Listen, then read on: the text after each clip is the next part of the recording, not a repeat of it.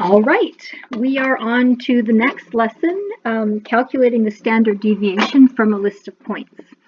The visuals are great, they're very helpful, but sometimes you need just numbers because that makes it easier to compare with other numbers. It's easier to do.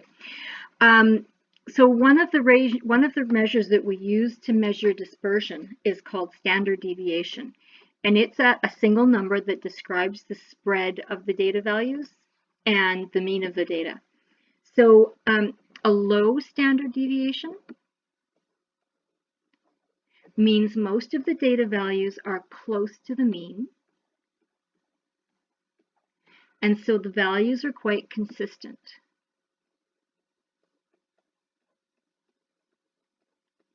And in contrast, a high standard deviation indicates data values that are spread farther from the mean and are therefore less consistent.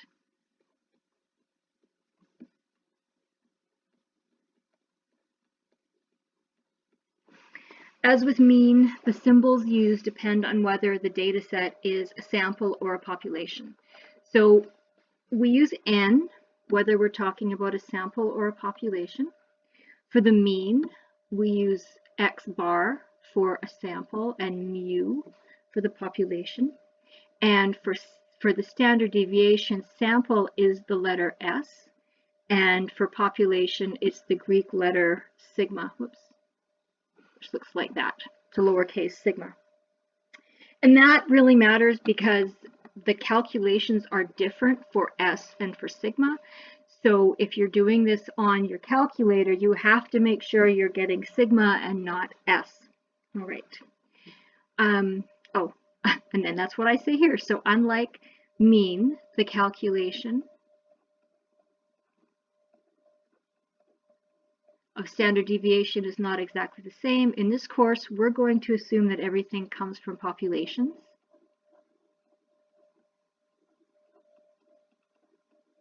So we will use mu for mean and sigma for standard deviation. Now, really, most data does come from samples and not populations, but for the purposes of this course, we are just going to assume populations, okay? And here's the formula. It's just so ugly. Sigma equals the square root of the sum of the difference between the mean and the test point and the mean squared divided by the number of test points. Super ugly. So we're going to work through some examples. We've got the steps here. I'm going to do an example on the next page. And then we're going to learn how to do it with our calculators because really that's how you're going to do it. Okay, so here are the steps for you to refer to, but let's go to the next page where there's an example to work through. Okay, 2 important points. Number 1, don't even think about calculating this without creating a table. And number 2, don't even think about calculating this without using a table. Okay, it doesn't work. You really, really, really have to do this. All right. So, example 1, the heights of the Vultures basketball team are given in the table. So we've got the jersey numbers and the heights. And the first thing I'm going to do is I'm going to cross out the jersey numbers because we don't care what jersey number is what height, and those extra numbers are just going to confuse us, so let's just get rid of them. Okay. Step A, identify n for the data. So n is how many data points do we have? We have 1, 2, 3, 4, 5, 6. So n equals 6. Calculate the mean height, or mu. So mu is the sum of all the data points divided by the number of data points. So it is 171 plus 182 plus 193 plus 189 plus 212 plus 193, all divided by 6. And we get that mu equals 190. All right. And then we're going to calculate the standard deviation. To do that, we're going to go down and do some calculations in this table. So our first height is, x is the data point. So the first one is 171. And remember that our mu is 190. So this number here is going to be 171 minus 190, which is minus 19. And then the second column is that deviation squared, so it's negative 19 squared, which is 361. This next one is going to be 182, and 182 minus 190 is negative 8, and negative 8 squared is 64. And I'm just going to fill in this column, 189, 212, 193, and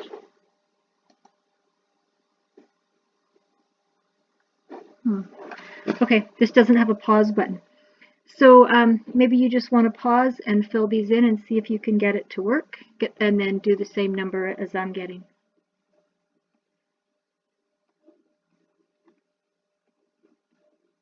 I'm not really this fast, I have them written down. 9, yeah, I can do that one in my head. Okay, so, and then we're going to check this by adding. If we add all these numbers up, we get 0. This is always going to be 0. Or you've made a mistake. Okay? And if we add this column up, we get 928. And that number is the sum of all of the x minus mu squareds, right? Because each of these is an x minus mu squared. And that's the sum of them all. And so then I'm going to come up here, and I get sigma equals the square root of the sum of all those, which is 928, divided by my n, which is 6. So this equals the square root of 154.6 repeating. And I get that sigma equals 12.4365. Okay? As long as you make a table, it's not difficult. It's just tedious, and you have to be really, really careful with your numbers. Okay? All right, example 2. This is where you're going to go and use your calculator, okay? Calculators are all different. I'm hoping that you had a chance in class to do this. If you can't figure out how to use your calculator, you know what? If you Google your calculator model, you can find the manuals online. If you can't, let me know. I've got information on all the calculators that were used in the class last time I taught this, so maybe that's going to help you. Okay. What I do want to write down here is you should get n equals 6. Your calculator will give you n. Your calculator will give you mu equals 190, and it will give you sigma equals 12.4365. Important.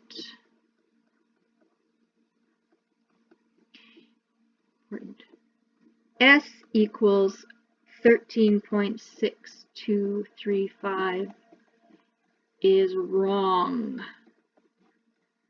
Okay, this is S is the standard deviation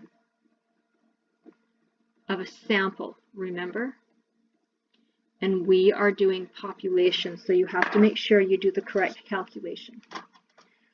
Okay, a little bit more to do on these examples. So, example 3, talking about the same basketball team. Each player grew 4 centimeters over the past year without doing any statistical calculations. Explain the calculations. Explain the changes in the mean height of the team. Well, it would increase by exactly 4.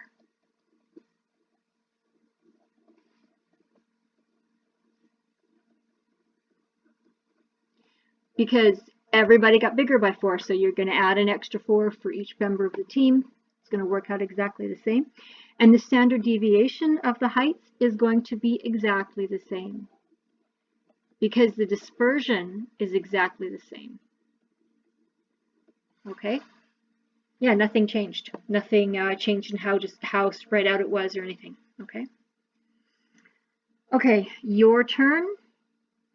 I'm going to stop the video here so that you can, actually you stop the video here. I'm just going to be quiet and write this all out so that you can check your answer when you're finished, okay? Or you can, look ahead as much as you need to get a hint. Okay.